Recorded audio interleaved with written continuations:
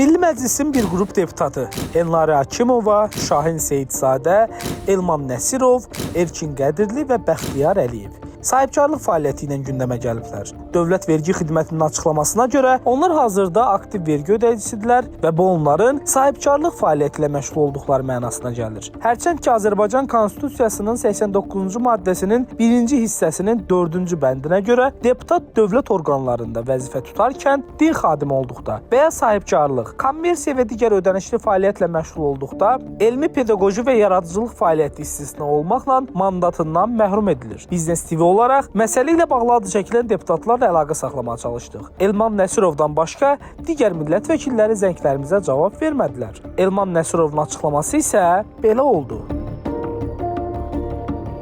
Bizim bir QHT təşkilatı var idi o vaxtlar, indi o yoxdur və o zamanları onun fəaliyyəti də olmayıb və o zamanlar sadəcə böyün götürülüb və böyün olduğu üçün o cür yazılıb. Fərdi sahibkar deyilsiniz də hazırda? Yox, qətiyyən yox. Qeyri-hökumət təşkilatı idi.